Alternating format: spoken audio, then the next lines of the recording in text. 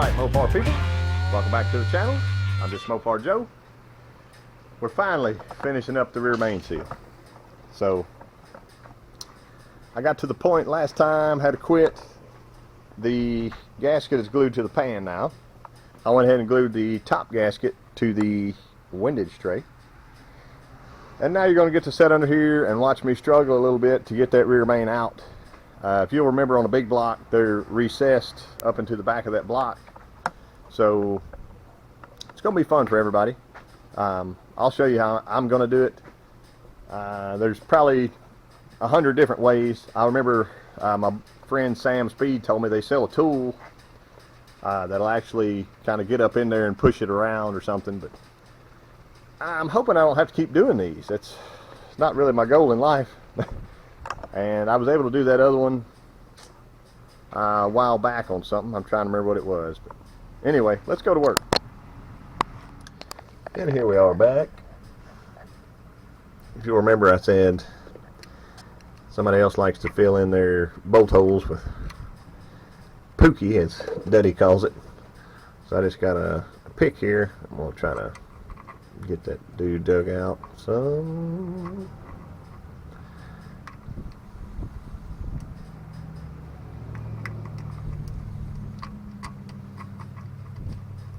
Real fun stuff.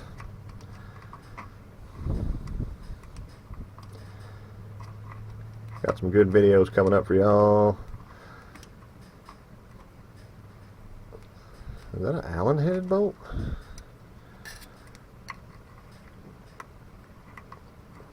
I think it is. They're usually a 3/8 12 point. Okay. Yeah, I'm starting to see it. Come on up out there. Well, that's a new one on me. Maybe Mancini or 440 Source or something special. Yeah. Come on up out there.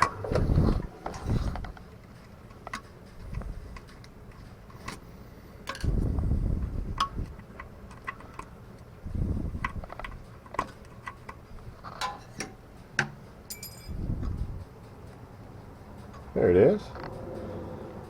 Not so bad. I'm gonna get an Allen.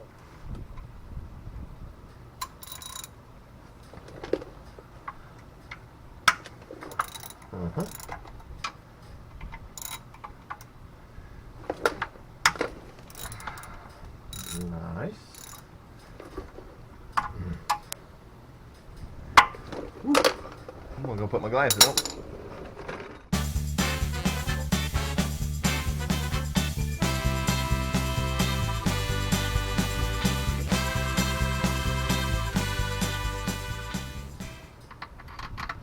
Sometimes you can use the bolts to give you a little leverage. Give it a rock and a roll. I don't think I should have to take that. Alright. I just found a punch that is the perfect size for that. See, I can get it rocking a little now. And a little pry bar. Oh yeah. Easy peasy. On out of there.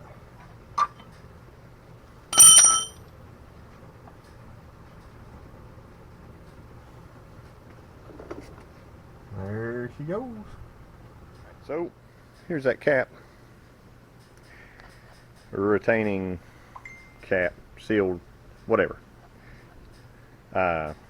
This is definitely aftermarket, probably some kind of billet, maybe a 440 Source or something. No telling. I had here's a factory. It's kind of crispy, but you can kind of tell the difference. I've never had them side by side before, so they basically close up your holes for you. That's kind of nifty. And just make it.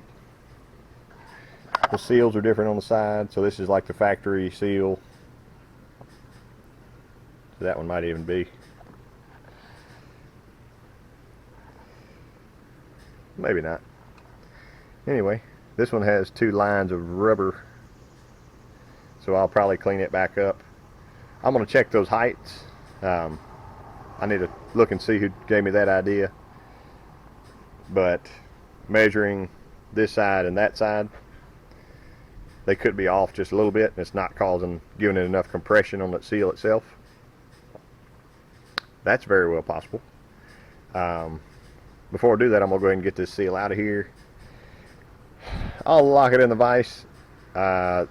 Seeing the difficulty of removing this seal from this cap will kind of give me a little gauge of how difficult it's going to be underneath the car. Did they glue this one in both sides? I don't know. We're about to find out. So let me set y'all up. So we are locked in the vise here. It looks like I can just roll that sucker. Look at that. Yeah, it had oil behind it. Well, there it is. I'm going to say my prayers and get underneath there and try to shove that other one out for us. Alright, I'm going to try to hold this as steady as I can. I've got just a very long flat blade screwdriver here.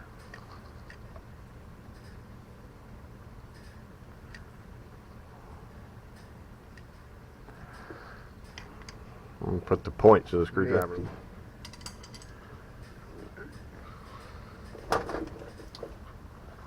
And then my most favorite pair of needle nose. Make sure we can see it here. There we go. Grab her and rotate her out.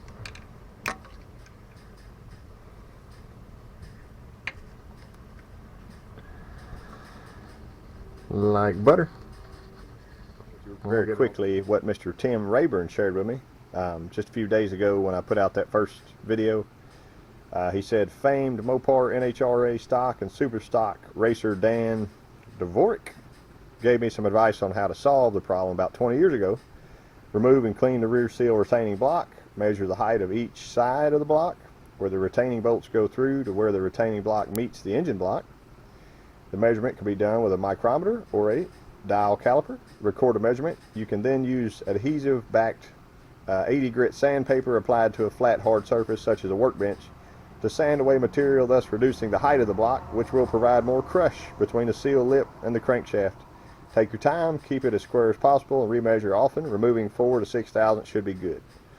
So we got 4 likes on that, so I'm going to give it a go. I went ahead and cleaned up both of these just quickly so I could kind of see on a flat surface. The 440 source one does look, which this has got a little bit of rock to it. It looks almost identical, but it does seem to be a little tiny bit thicker. I can move them around, check. Like if I pull down both on that end, that's a little bit thicker there. Pull them both down on this end.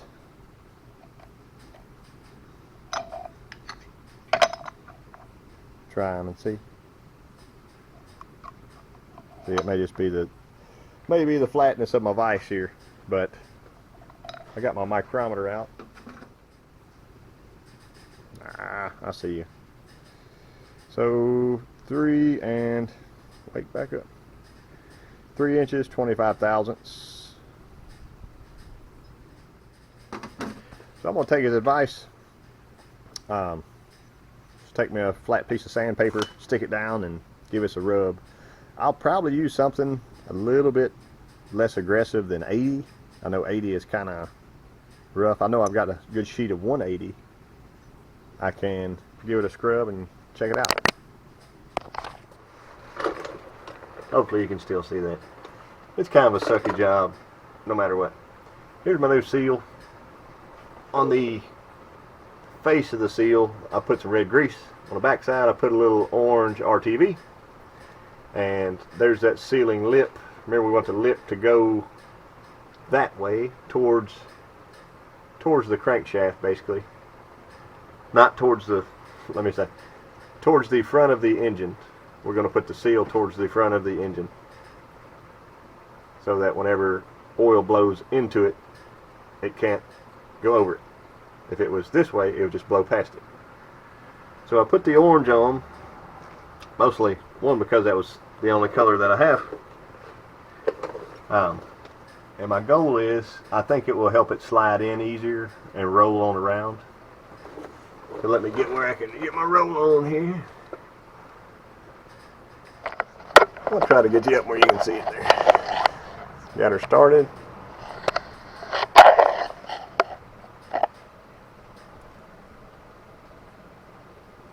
Roll her on around. And there it is.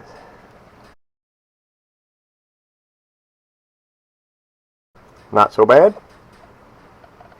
I'm going to go ahead and get my cap prepped, get that other seal stuck in there, and then we'll pop her on. Got my lip where it will face towards the front of the block. I put a very light coat of RTV under the seal. Some people don't like to do that. I like to.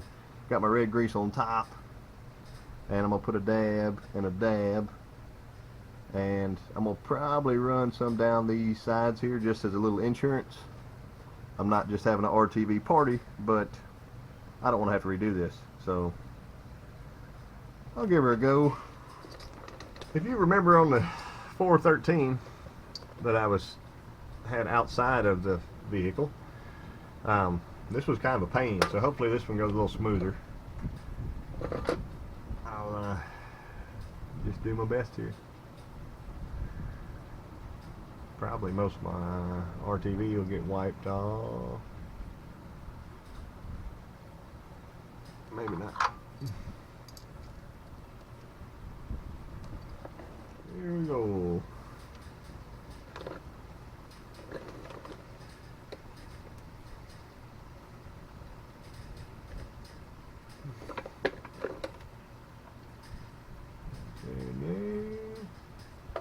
Oh man, that's too easy. Fancy bolts back in.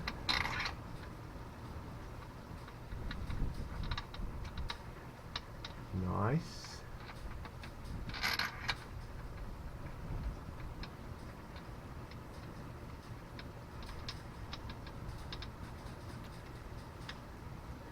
And I'll get them hand tightened. I believe they go to 35 foot-pounds. I'm going to double check that. I'll at least get them snugged up here.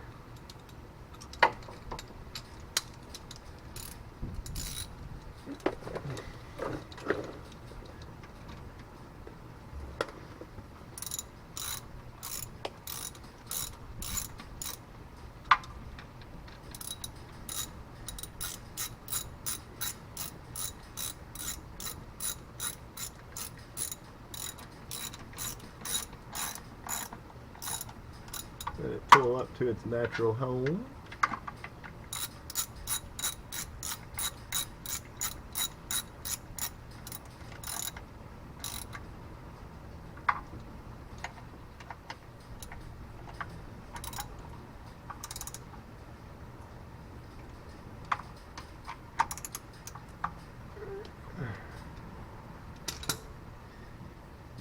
Wipe that. And wipe that. Nice. I'm gonna grab my torque wrench and tighten them up. And those actually go to 30 foot-pounds. Come on up in there. Ow. My extension's 27 feet too long. Nah.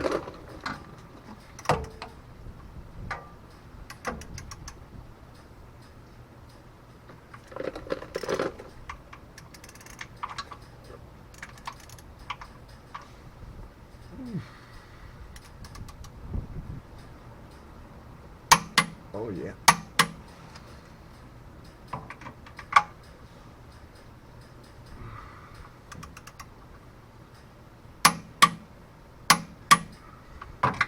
Double check it one time. And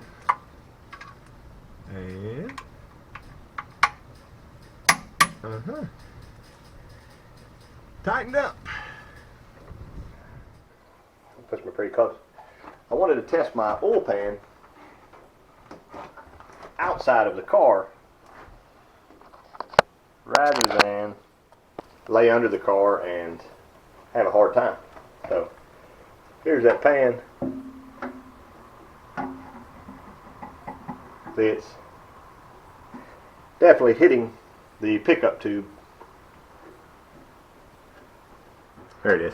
I might have actually bent this up a little bit whenever I was pulling that pan out. So it's much easier to check it out here versus laying under the car. So see, I'm still lacking a little bit. It needs to go, the entire thing needs to go drop down some. I believe you're supposed to have 3/8 to a 1/4 inch between this and the pan, but typically in my mind, as long as it's not touching the bottom of the pan, it's normally good. So I'm getting that corrected. My pickup tube is on. I got a light smear of RTV around the bottom of that, just like I like to do.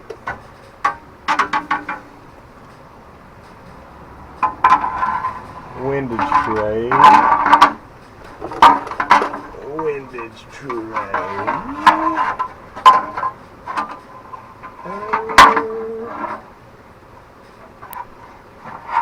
Almost just there.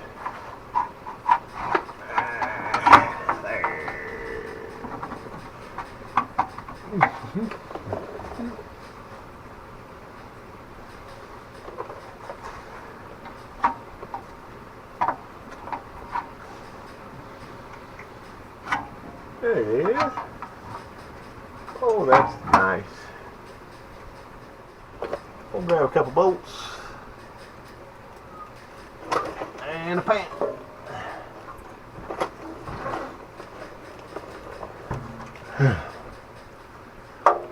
Alright. Look at that.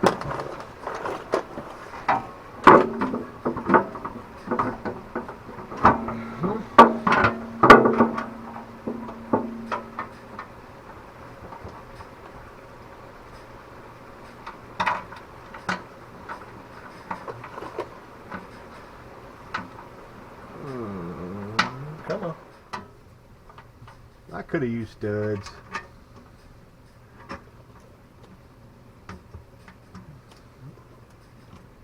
Coulda, shoulda, woulda.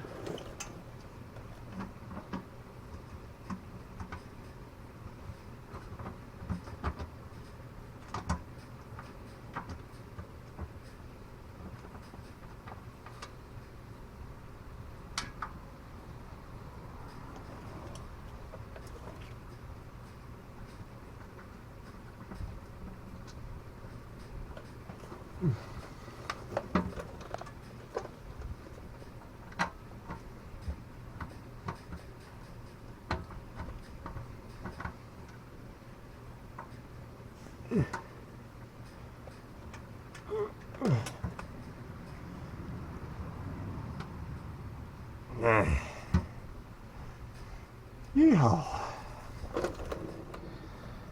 Well, that was both fun and exciting. I just got this, showing you this here. I tightened my bolts down until the gasket just barely started to squeeze out, and then you could see the RTV. But this dude's in.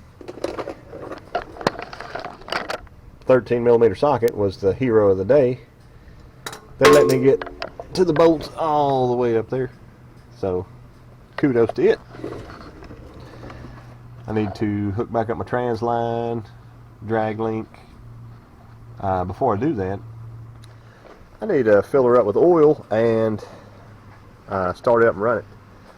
I'm gonna probably wait until tomorrow to start this thing up, just to let everything dry up good.